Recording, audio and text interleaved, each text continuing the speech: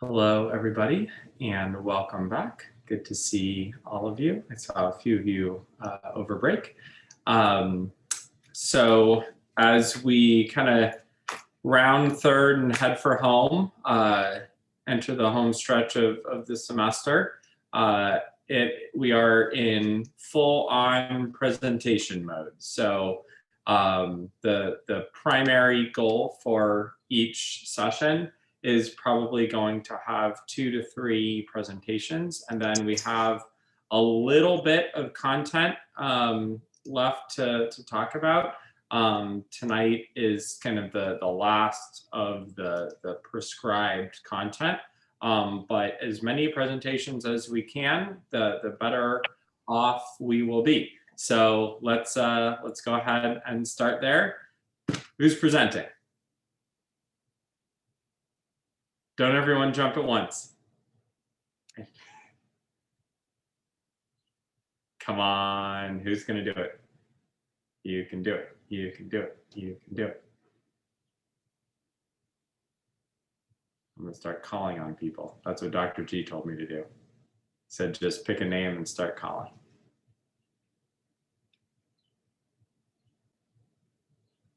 Come on. One of you is ready. Heidi, you're laughing the most.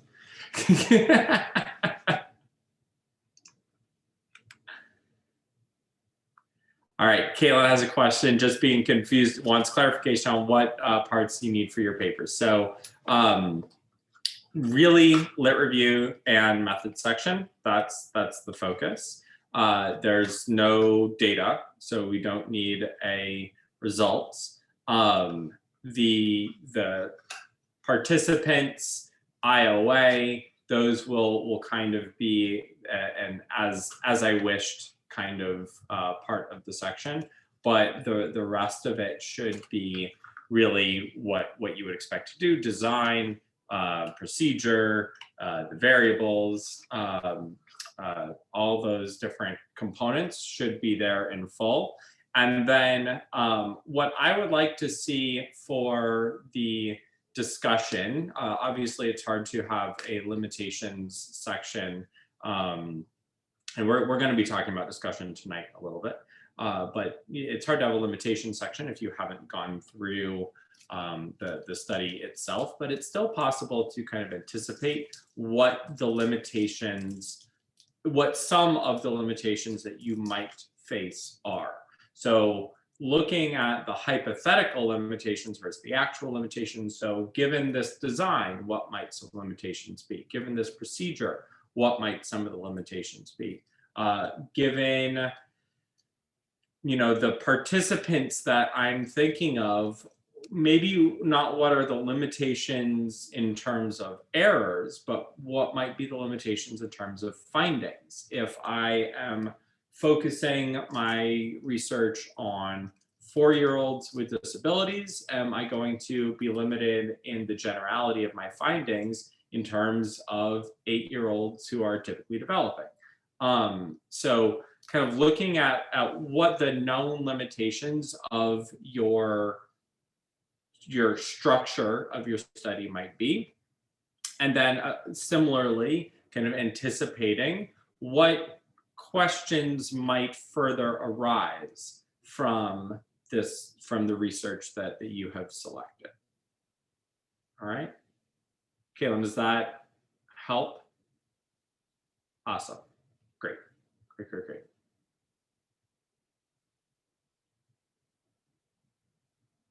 Okay. So who's presenting?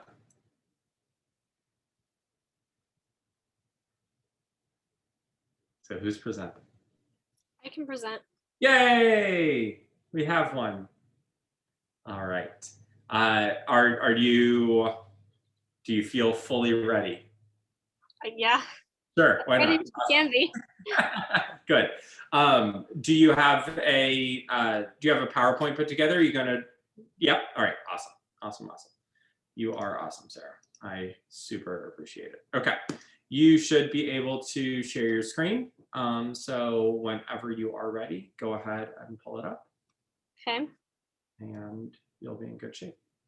Who presented with in the last class? No one. Nobody. Okay. No. Dr. G talked about some other stuff. Can you Okay. see my screen? I can. Okay. How do I start this? Okay. So I did my project on food selectivity. So we're going to talk about what it is. And basically, it is when a child only eats a couple things. It's like maybe they'll eat only bacon and ham, and that's it. Or they won't eat anything and they only have maybe a smoothie based diet or something like that. The foods that they eat are different with every kid, but the biggest thing is that they're not eating. And so it causes malnutrition and a bunch of other things that we'll get to later. So the population it impacts is mainly kids with kind of developmental disabilities, but some kids, other kids might have it as well. The behaviors associated with it might be elopement from the table, gagging, spitting, maybe aggression if they're presented with a food that they don't want to eat. And there was another one, and I can't quite remember what it is. The risks are huge though, because these kids, if they're not eating food, then they're not getting any nutrition. So they have sometimes failure to thrive. Sometimes they may not grow. And especially with the kids who are already diagnosed with a developmental disability, it's really hard for them because without the nutrition that they get, then they're not developing even more so. So on top of the disability, there's even more risk to their development. There's also financial risks with the family because not eating might cause some other health issues like constipation, things like that. And if the issue never gets resolved, that child will grow up and they'll have the burden of their financial responsibilities if they are able to hold a job and stuff like that. And it also causes stress on the family because seeing your child not eat anything is, I'm sure, very difficult. I don't have any kids, but I see it from the parents all the time who are just very stressed that their kids aren't eating and they're very worried about them.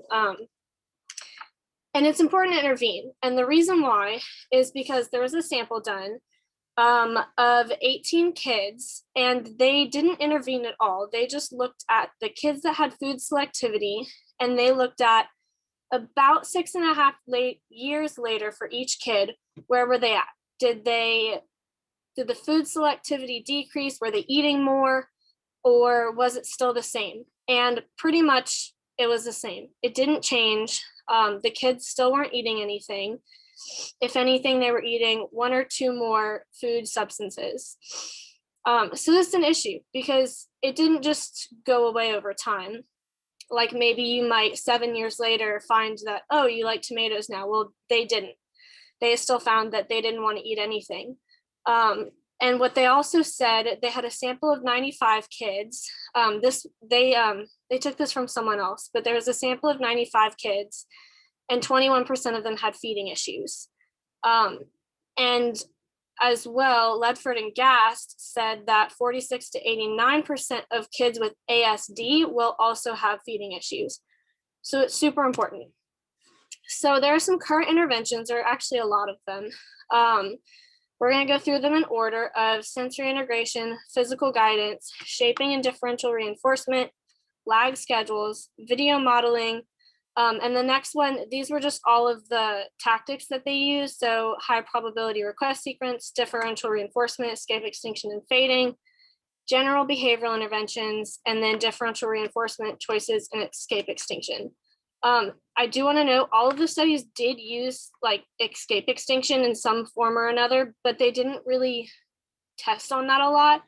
Like physical guidance basically used escape extinction, but they really focused on the physical guidance parts of it. All right, so this one examined the effects of sensory integration before mealtime and no sensory integration before mealtime. So what they did, they had 2 kids, and both of them were sensory seeking children. And what they did was they rotated out, basically with an alternating treatments design. They looked at when we did sensory integration before mealtime, how does it affect their eating? When we didn't do sensory integration before mealtime, how did it affect their eating? And they compared it.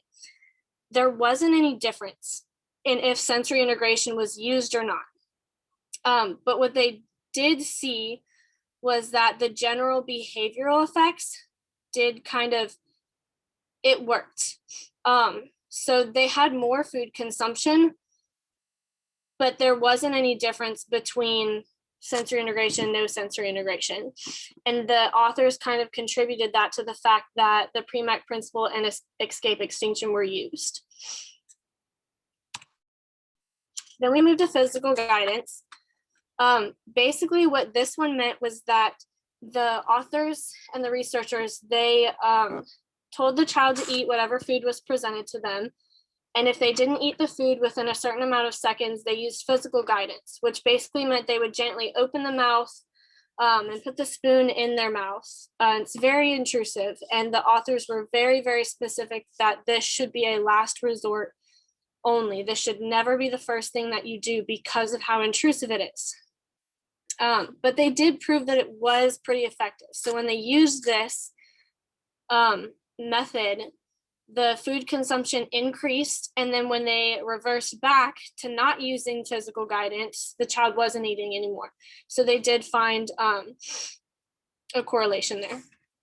The only problem, like I said, with this is that it's super intrusive.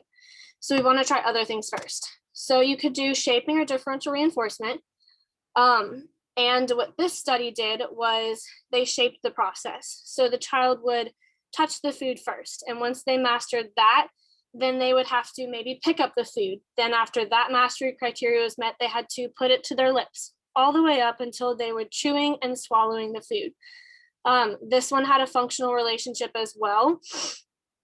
And it used a multiple baseline.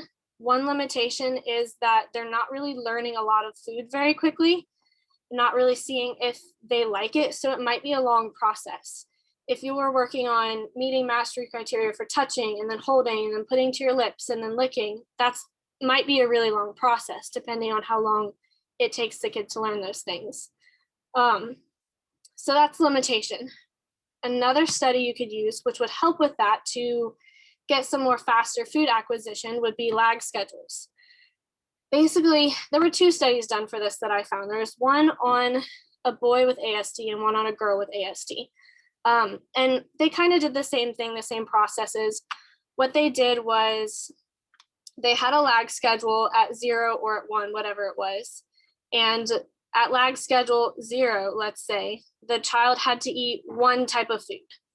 And then at lag schedule 1, they had to eat 2 types of food, or maybe 1 bite versus 2 bites. And so they used a reversal design, and they would have the one food and they would eat it, and then they would go back to baseline, see what happened. Then they would have the 2 foods, go back to baseline, kind of stuff like that. And they noticed that when they implemented the lag schedules, the food consumption did increase, and it increased a lot more when there was more expected out of the client. So again, they also use escape extinction and prompting and differential reinforcement. So right now we're kind of seeing that all of these use escape extinction, and that general behavioral procedures are kind of seem to be effective, but there are also a lot of different things that are effective. We're gonna move on to video modeling. So what this was, they basically video modeled eating the food and then presented the SD for the child to eat the food. Again, they use escape extinction, and they did not find a functional relationship with this. However, there might be an issue with the fact that that learner maybe didn't have the cusp related to watching a video, and they may not have, modeling may not have been an effective way to prompt them. I don't know this because it wasn't actually stated in the article what their cusps were. So it's kind of vague there. I don't know if that's really what happened or if video modeling just isn't effective at all. So I would need to do more research on that. But in future research, you'd probably want to know, okay, does this client have the cusp related to looking at 2D screens, and can they learn through modeling? So that's kind of really important with this one. Another one they did was high probability request sequence. And they did similar versus dissimilar. So what that meant was they presented similar demands to eating and then presented the demand to eat. Or they looked at dissimilar demands, so like clapping your hands and stuff like that. And then they presented the SD to eat, and they looked at the difference on, was it better to use similar high probability or dissimilar? They found that both were effective, equally effective, actually. I think there was only 1 point on the graph that was different, and it wasn't even that different. So they pretty much both worked, which shows that high probability request sequence in itself was effective, but similar versus dissimilar doesn't really matter. The only limitation that I really see with this one is that if the client's new and the parents really want to get them started on learning to eat new foods and trying new things, maybe they don't have any mastered targets yet. Maybe they don't know anything. So then what do? You can't ask them to clap their hands if they don't know how to clap their hands. So that's when you could use something else like shaping or differential reinforcement or video modeling if they have that specific cusp. Another thing that I found was general behavioral interventions were taught to caregivers. And then those caregivers implemented those tactics. This was a really interesting research topic. And I really liked this one because, number one, it gave the parents a lot of control over what to do whenever their child didn't like a food. Maybe they knew when they fed, and I don't know, it didn't say it in the paper, but maybe they knew when they fed their child tomatoes that they really didn't like tomatoes. But maybe when they fed them pasta, they knew that, okay, they just don't want to try it.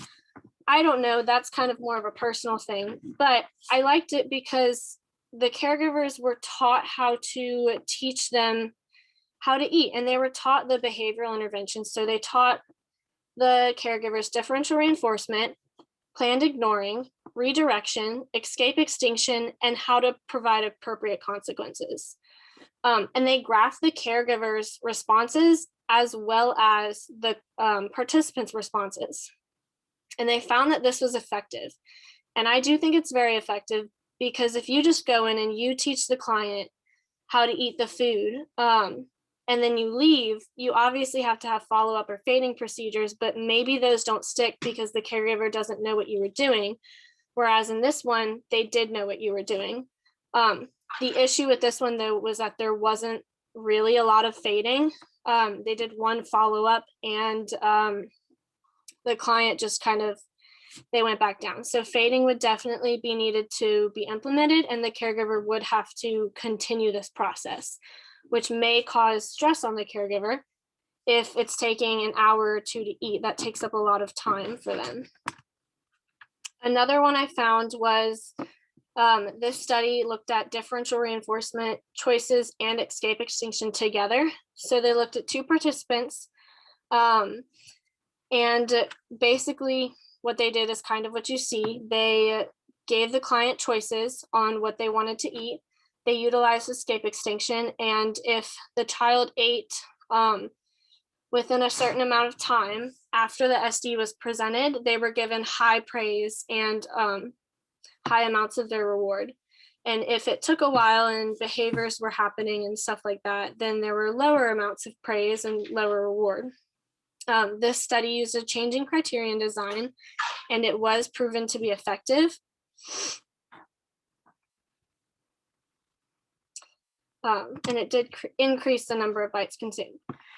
So what I was going to do for my method was look at the effects of just escape extinction on increasing food consumption, because all of these studies all used escape extinction. So I wanted to know and see, is that was that what was causing the increase in food consumption, or was it all of the other little tactics like shaping and, or not video modeling, but physical guidance and differential reinforcement?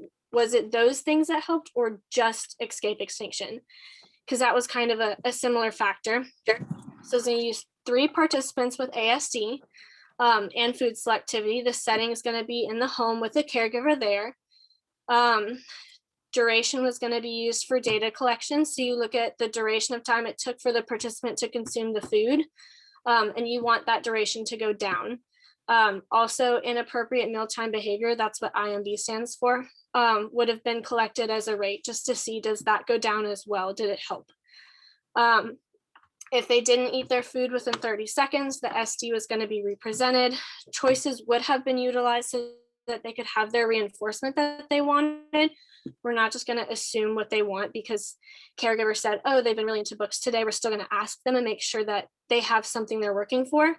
But we're not going to use choices for food. Whereas the one research project, the tactic they used for choices was a choice of what food the client was going to eat. And obviously we didn't actually do this, but this was the IOA that I had. And had TPRAs. And we were going to implement a reversal design across participants. I appreciate that you gave yourself an errored TPRA in there. Yeah. Can't be perfect. Awesome. Is that's it? You're good? Yes. Awesome job. Very, very, very, very well done. Okay. I am going, before I jump in, I want to open it up to the group as a whole. Any comments, any feedback, any questions, anything. There's a whole lot to unpack there. And I want to give that a good amount of time, both some reinforcement for being the first one. I want to make sure that you get some really good feedback. But also as a model for everyone else. So I'm going to mute myself, but you guys ask questions.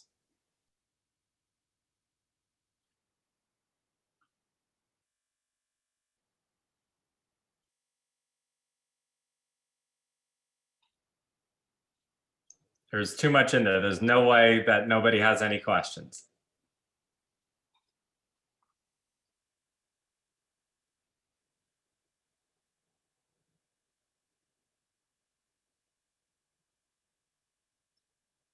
I was gonna type it, but it was just, oh, Heidi mute. There you go. Okay. I was gonna type it, but it was, okay. Yeah, you're good. I can go now? Yeah. Okay. I'm sorry. Me and Heidi are sitting in the same room. So we're trying to make sure that the right person is muted and all that good stuff. But I was going to type it. It was just too much.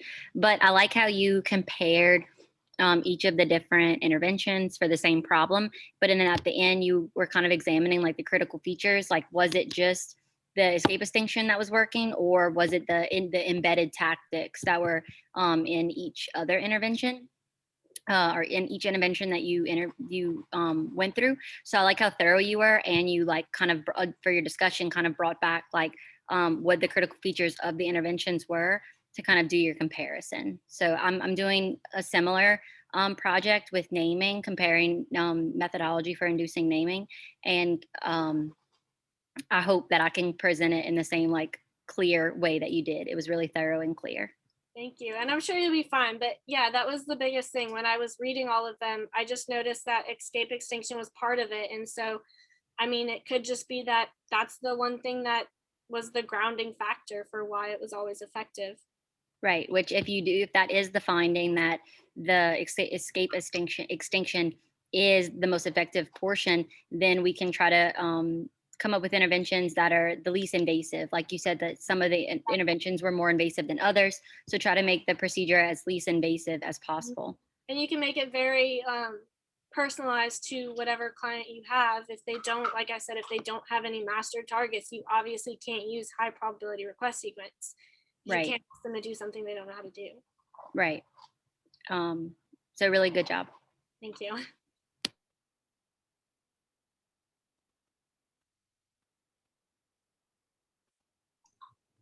Other thoughts, comments, questions? I thought you did a really great job, like highlighting the important parts of all your the previous research, like the tactics they used, what worked, what like you even gave limitations on those articles. Like you did a really good overview and gave like a really clear picture, like Maddie said, of all the previous things they've tried and how it turned out. Thank you.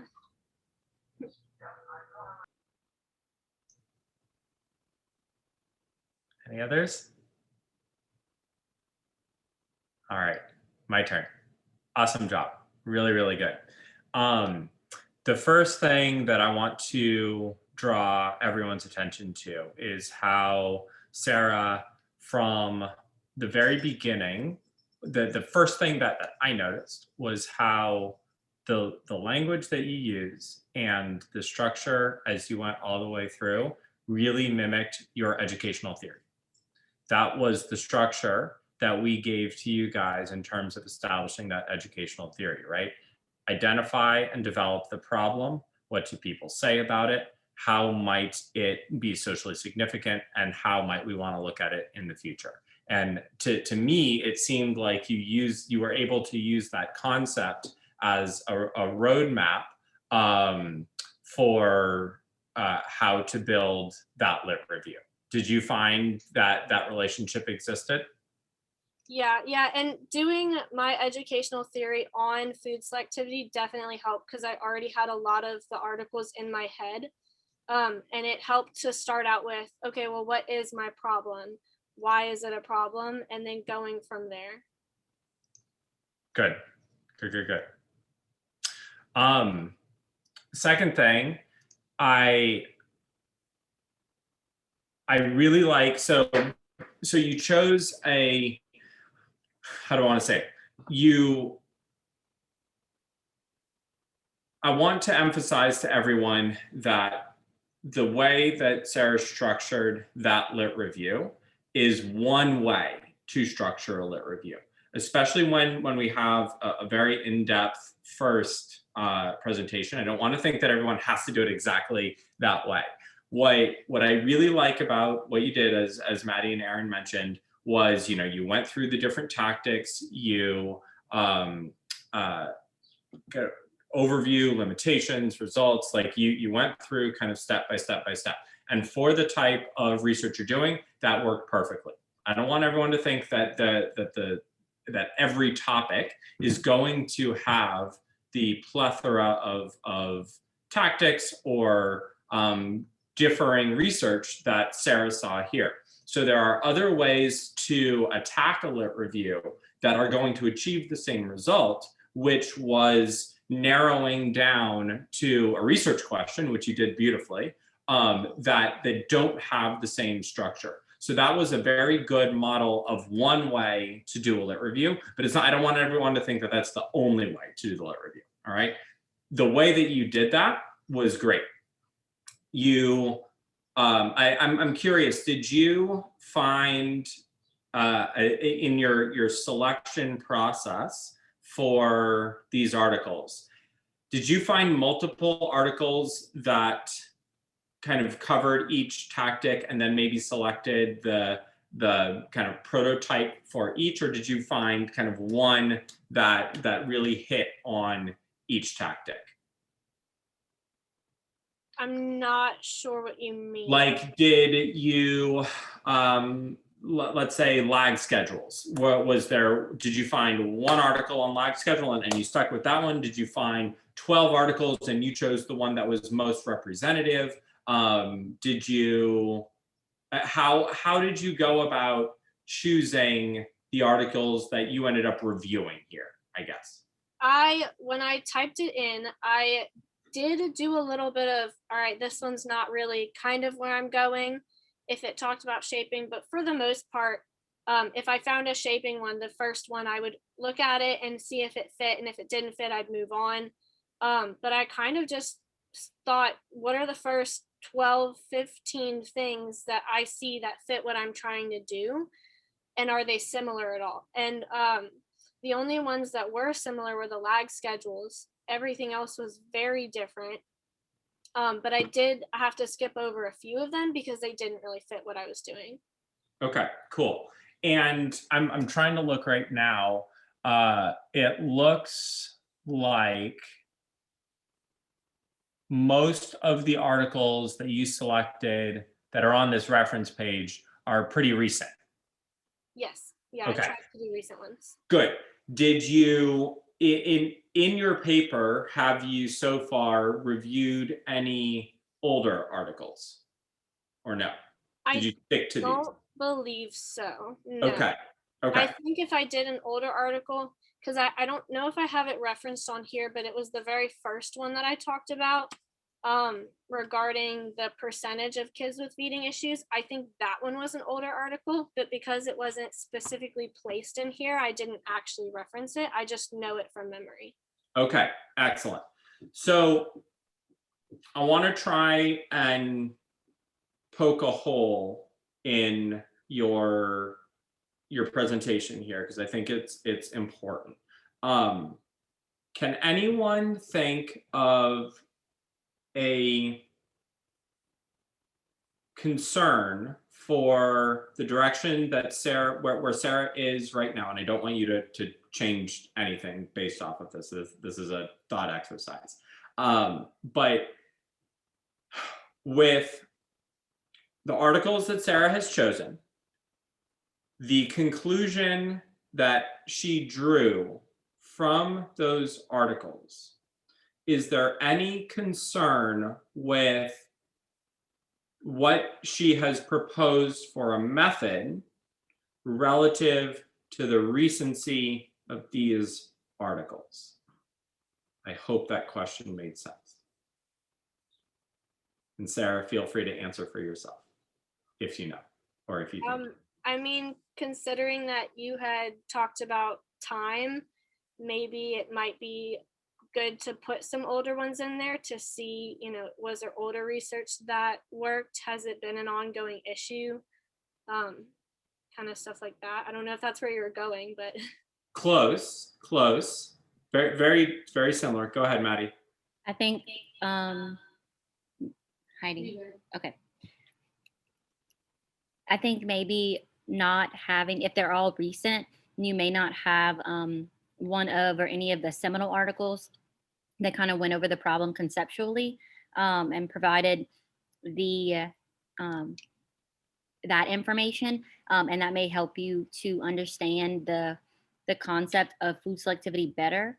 And like Dr. Shaman said about, he mentioned time, that there may be something that, and I think you mentioned it as well, Sarah, just like a reoccurring problem that's already been addressed in older literature. Good. So, anyway, I'll just put it. I'll say it. When I was in grad school, I'd talk with my cohort all the time. We'd come up with these thoughts for research, and for a lot of them, they were problems and potential solutions related to topics that have been studied for years, right?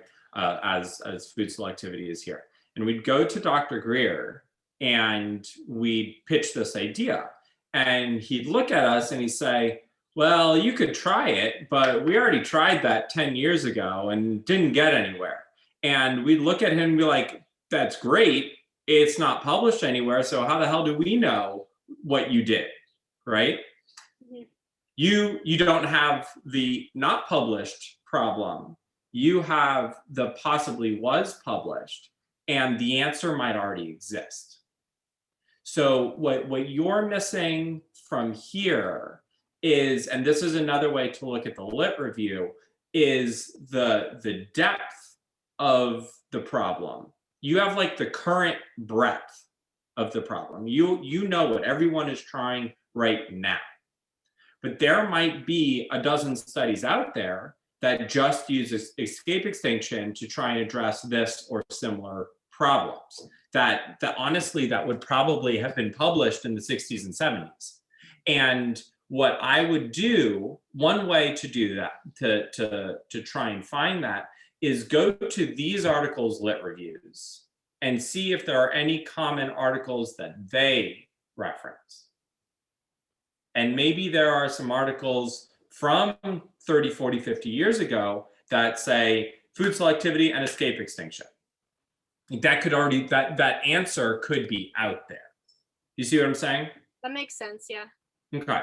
And it's important to know for a lot of reasons. I think most of which are pretty obvious. But one, maybe they tried it and it totally didn't work.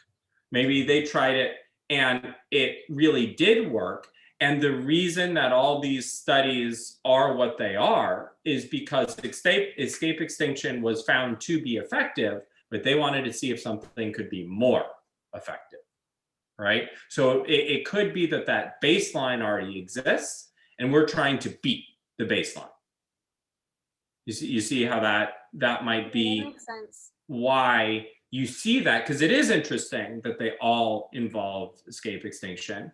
But none of them just look at escape extinction. So that to me would indicate they know something that we're not thinking of right here, right? So I would recommend going back and looking to see what if anything the literature does say on escape extinction alone as it relates to food selectivity. Okay, cool. Couple more thoughts. One, both related to escape extinction, and this is more into less the research side of things and more the concept, principle, tactic side of things. But why do you think they are all escape extinction plus something else? And again, this is for everybody, not just Sarah. And number two, is there another direction related to escape extinction that you could have gone in just as clean a way? So let's start with the first one. Why do you think all of these studies, or why does the group think that these studies are escape extinction plus? I thought that kind of because that's a lot of what we do. If we ask a client to do something, we don't just let them scream and run away. We teach them to have appropriate words of, I don't want to do this, I'm not ready, can I have another minute? And obviously one big issue with this is that if a client is nonverbal, they can't tell you if they like the food or not. Whereas you might have a verbal kid who will tell you, I don't like this food, it's gross. But I think that part of the reason why they used escape extinction for all of them was because you don't just want to teach the child that when you're presented pasta and you scream and you throw it at your mom, that's okay and you can just leave now, because that's not how you handle that situation. You handle it by saying, I don't want to do this, or you eat it, because I'm going to be honest, my mom made me eat my food and I didn't like it. So she used escape extinction on me when I was younger. She made me eat my broccoli before I could have dessert. Your child has to eat their food and be and have the nutrition in them so that they can grow properly. Okay, good.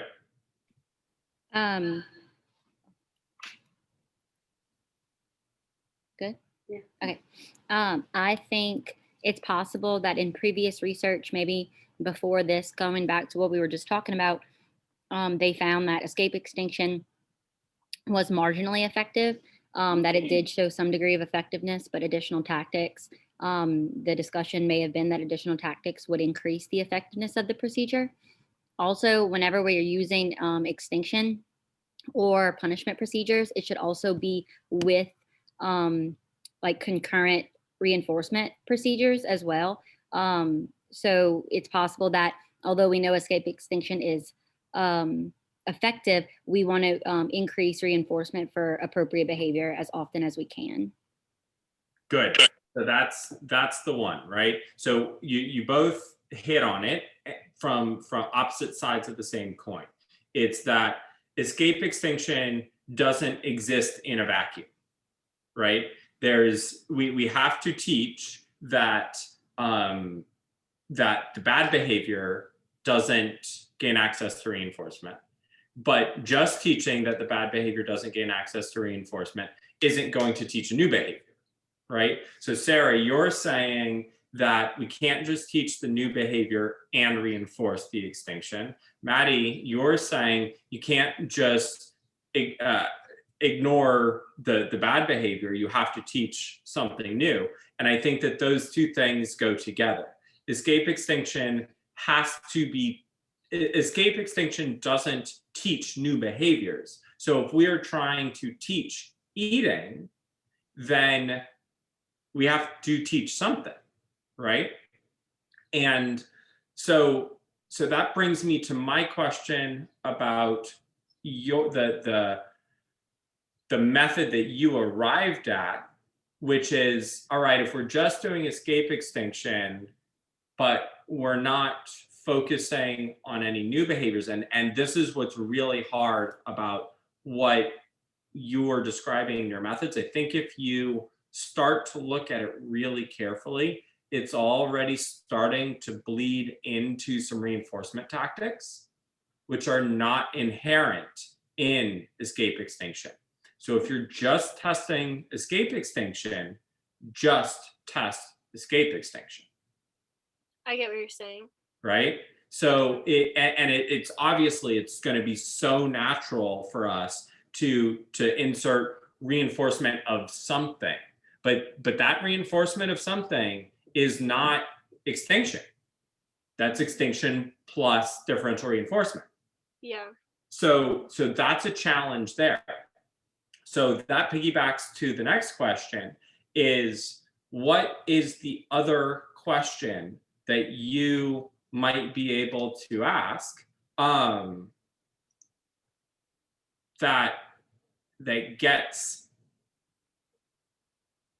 that solves that problem? Do you mean like having them just, I guess the reinforcement would just be that they leave the table and they don't really get anything specific? It's just, hey, we're gonna sit down and eat dinner. Okay. Finish your dinner just like I did when I was younger, and when you're done, you just go do whatever you want to do. There's no specific reinforcement that you're working for. We're just gonna eat dinner and then be done when we're done. Okay. Is that what we're going for? Kind of. No, it's not, but I like where you're going. No. Okay. That's not what I was thinking of, but that doesn't mean it's not a good answer. So the question that I'm thinking is really the actual opposite of what you said in response to the first question, which is we have to teach that you can't pitch a fit and get away with it. You mean maybe how does teaching appropriate communication in regards to food, how does that change how much the child eats? Yes. So can we do it without escape extinction? So all these studies, and I think what you arrived at is a very natural conclusion based on all the studies that you read.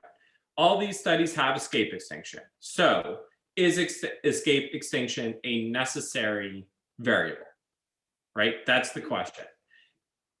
I think another way to test that is remove escape extinction and see if you can get there. That's a good point. There is a line of research. It's more being put out in an applied atmosphere than a true experimental atmosphere, but there are a lot of published studies already on this that is starting to remove the use of extinction procedures as kind of the standard for maladaptive behavior. Mhm. and it's using a pure shaping, differential reinforcement, variable schedule of reinforcement set of tactics to train up replacement behaviors while reinforcing, actually specifically providing reinforcement for maladaptive behaviors. So if a child emits a maladaptive behavior, reinforce it. If they start whining to get away from the table, let them get away from the table. Mhm. And the results are shockingly robust. Now, I haven't seen this applied to food selectivity yet, but I would be very interested. So this is the practical functional assessment being put out by Dr. Greg Hamlin. And I think that when it comes to FAs and FBAs in the future, this is something that we're going to see a lot of throughout the field. And I think that for those of you who haven't taken 547 yet, this is something that I could see us starting to teach in the fall. It's that strong right now. For the first time that I've seen, it's this concerted effort to change maladaptive behaviors without using an extinction procedure. And the fact that it's getting the results that it's getting is mind-blowing. And I don't change what you've written. You have a great paper here. You arrived at a great conclusion. I really love it. But in your discussion, add that piece for me. Okay. Okay. And I want all of us to start thinking about how, when we're looking at maladaptive behaviors, how necessary is that piece? And the data support that it's effective, but is it necessary? All right. Okay. Awesome. Okay. Any other thoughts or questions or comments for Sarah? You did a really, really wonderful job. That was a great first presentation. Thank you. Set the bar high for everybody else. Okay, cool. Does anyone else have something that they would like to try and present today? I know those are big shoes to follow, but you guys can do it. I promise, I promise, I promise. It's only 2 more weeks after this, so it's a lot of you to present in a short amount of time. Nobody wants to just get it out of the way?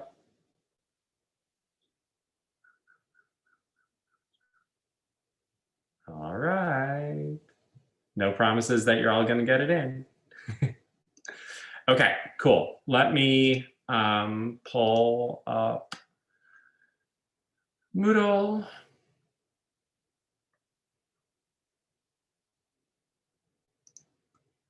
Dr. Shannon, Yeah. can you repeat what you said earlier about building your lit review according to the roadmap? You said, I just like to have my notes like direct quotes if I think that's important. So like, Well, the odds of me directly quoting myself are slim to none, so I will do my best. Okay. So there's, but this is a good point for review. I want people to understand that there isn't one way of building a lit review, right? And that should make sense. What Sarah did was establish the problem. Everyone should do that, right? She ended with a possible solution to that problem. Everyone should do that. And then in between, what Sarah, the procedure that Sarah chose to take here was to take like a current review of all the different tactics. And it works for a topic like food selectivity because there are so many tactics that are available, right? Lots of people are trying lots of things. It's a critically important skill with literal life-saving consequences. We need to find an effective, efficient, humane way of doing it. So it makes sense that there's a lot of different tactics. Some skills are going to be like that. Others are not. Doesn't really matter. That is one way that the breadth of the current research is one way of looking at it. Another way of looking at a topic might be, let's say that there is, from the seminal article to now, there's really only been one tactic that's been used, but that tactic has modified or been modified over time. So you might say, this is how the skill was addressed initially. Then this is how it was addressed. Now this, then that. Now we're here, right? So you may follow the lineage from point A to point Z, where we are now, of a particular intervention or way of addressing that skill. Escape extinction might be a great example of that, where what you see of extinction today is probably not the exact same procedure that was being used in 1965 or whatever. Hang on, we might have a cat fight in a second.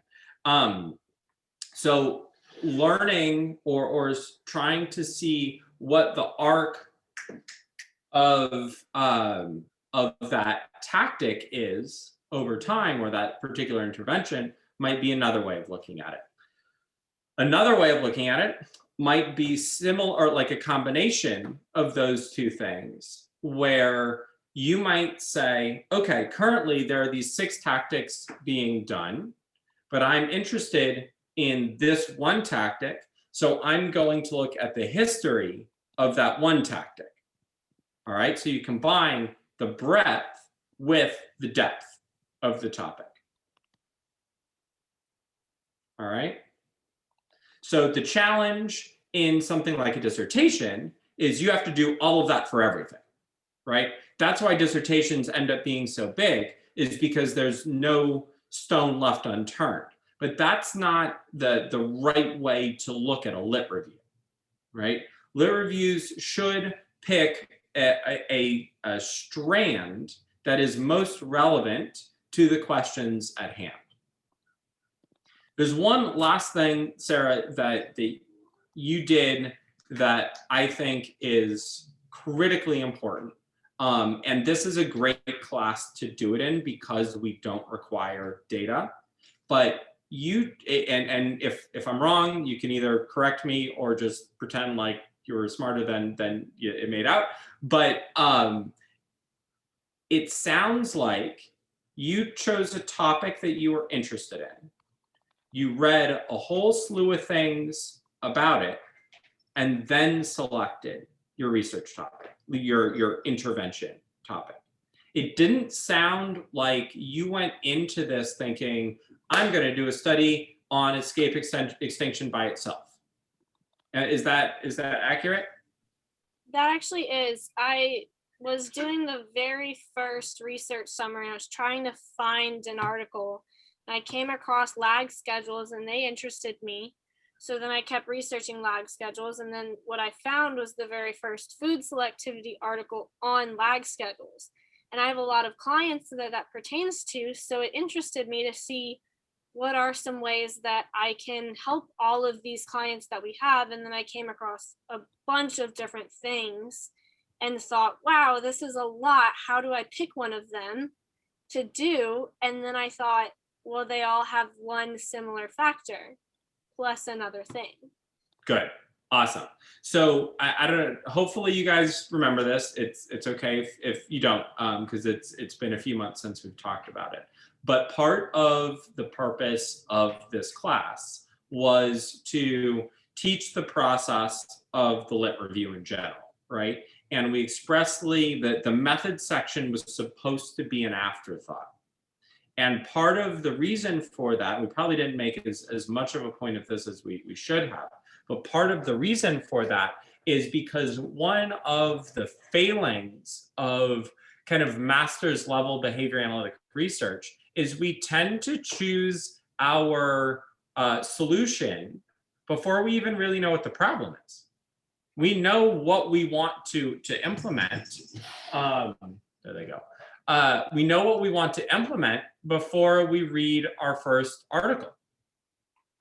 So instead of having the previous research lead us to our research questions, we identify our research question and then find the literature to support it. And that's really not how research is supposed to be done overall. We are supposed to read, find an interesting nugget, expand on that nugget, put the commonalities together, and decide on a question or a solution. And I think that it was pretty clear to me that that was the process that you went through. And I think that's a great experience. That's a great model. Not every question is going to be answered in that way, but really fantastic way to see it come to fruition. Cool. Thank you. Yeah. Maddie, did that answer your question? Did she step away? Is she there? Heidi? Yes, I'm right There here. you are. Okay. Did that answer your question? It did, yes. I just kind of wanted to have a clear understanding of it. You kind of mentioned it in passing. The lit review is where I struggle the most. So I just wanted to get some clarification just to kind of double check myself as I was writing. Good. Okay, cool. Any other thoughts, questions, comments?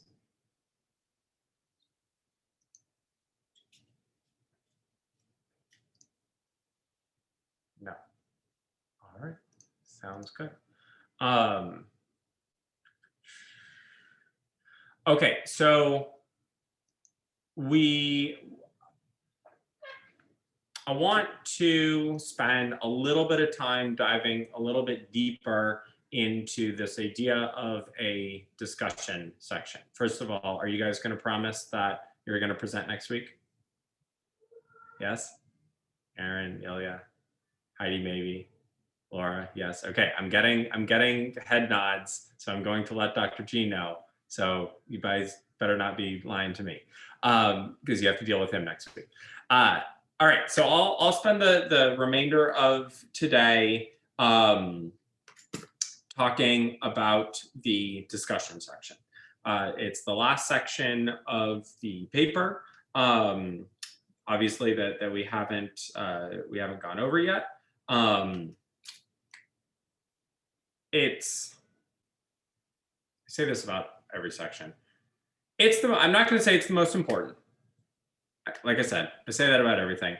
I think it's the most interesting section of a research article. The lit review is fun because you get to put together a story, right? You get to tie all these different components together in such a way that is interesting to you, is hopefully interesting to a reader. You get to make a lot of connections that that hopefully haven't been made before, whether it's because you're reading something in a new way or you are you're looking something in a way that is different than what has been looked at in the past. There's lots of different ways to synthesize things in new ways. There's so much written out there that no one article is ever going to tie everything together. So, and we're constantly producing new material. So there's always opportunities to tell a new story, right? The method section is taking the story and making a movie out of it, right? You've gotten the story and you're putting it all together. You're saying action. Let's see how it all comes together. I'm going to take this analogy way too far. Your discussion is post-production. Your discussion is where you get it ready for theaters. And what I mean by that is this is where you have an opportunity to really analyze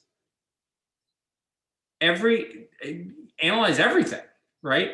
You get to analyze your method. You get to analyze your results. You get to analyze how your method achieved your results. You get to analyze how your lit review lined up with your methods, how your results lined up with your lit review, and how it all kind of fit together. The discussion section is where you have an opportunity for the first time in the paper to say something not factual, number one. The method is what happened. The lit review is what does everybody else say. The discussion section, you get to interpret things. You get to read between the lines. You get to say, this is what I think these data points mean. This is what I think the significance of these data points are. This is what I think, how strong I think the relationship between all these data points, specifically dependent and independent variable, truly are. And more importantly, what conclusions can I draw from these data relative to the conclusions that other people drew in their research? What do my data say about a topic that all these other people already spoke about? And sometimes it's really straightforward. We replicated A, B, and C, got the exact same results. Maybe we did it with some different participants. Maybe we did the exact same thing. Maybe we did it with an added dependent variable. Maybe, who knows? But we largely replicated and we saw the same thing. The world keeps spinning. Awesome. But maybe we tested something that's been tested a dozen times before, and we find something different. And we go through and we say, that was right, I did that right, that made sense, this lines up. Why is this different? What is different about my study than those previous studies? Emma Hawkins with Dr. Gautreaux. That's a big one, right? If you're looking at naming, that's a study that starts to say, well, wait a second, I just did this and I got a result, but I also did that and I didn't get a result. And there are others who have had the same data or similar data.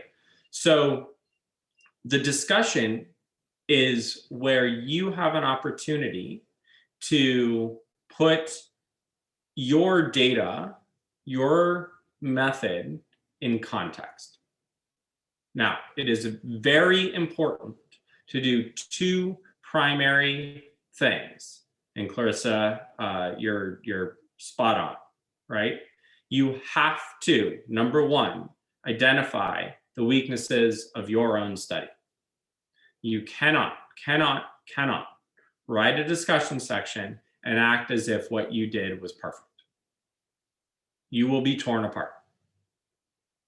All right. Number two, you must, for the sake of the field, interpret what your next steps are. A good study, by nature, begs more questions than it answers. To do good research, you have to be looking at this one grain of sand. That's it. That's all you can look at, right? If you remember way back when, one of the things I said was, for the most part, your research will either exactly replicate, it will look at validated independent variables with new dependent variables, or validated dependent variables with new independent variables. You get to change one thing, if anything. All right.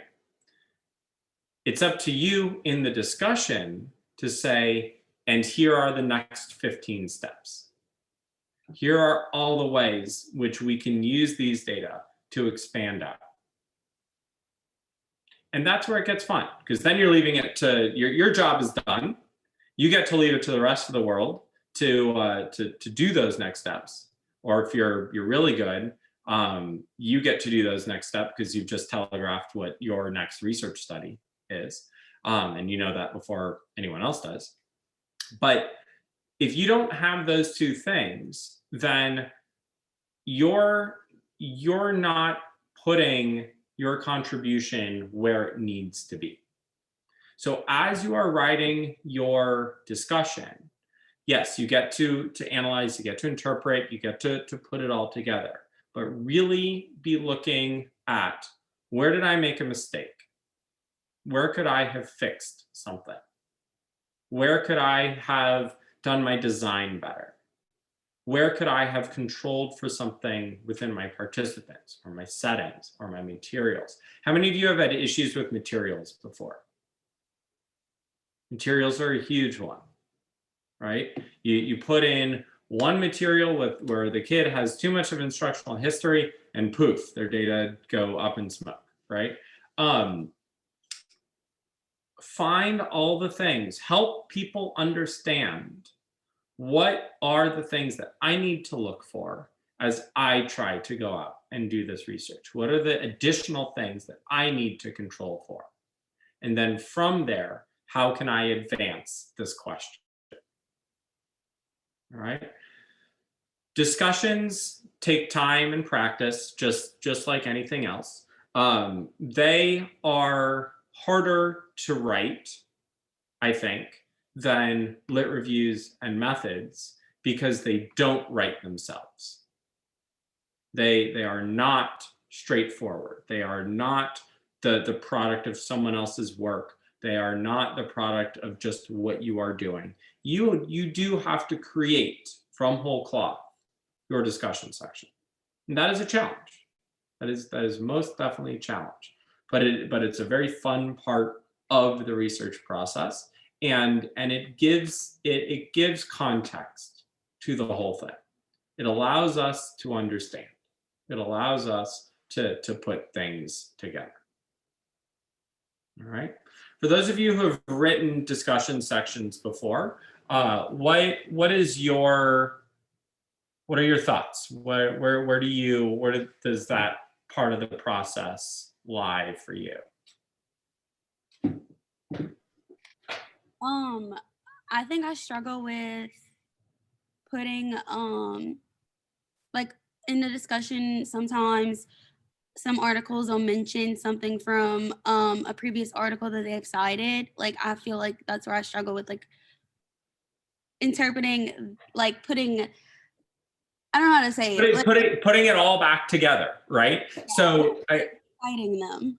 So like, when if I'm understanding you correctly, Heidi, definitely one of the things that I struggle with is I write all this stuff in my lit review, and then I do my piece, and then I sit down and I have to remember, what are the pieces that I spoke about that I want to put my study through? What lens do I want to put it through? So relative to what these guys said, this is how I interpret it. But relative to what those guys say, this is how I interpret it. And I think, and especially when, you may write your lit review, do your method section, or run your study, and then be thinking about, oh man, that article that I didn't use in my lit review makes total sense now. And I need to either add it in or go back and incorporate it into my my lit review. That is a very challenging piece just because of the vastness of information that's available, right? Good, good. What else? Any other thoughts?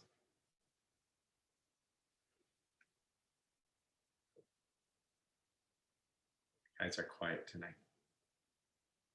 Some of you are. All right.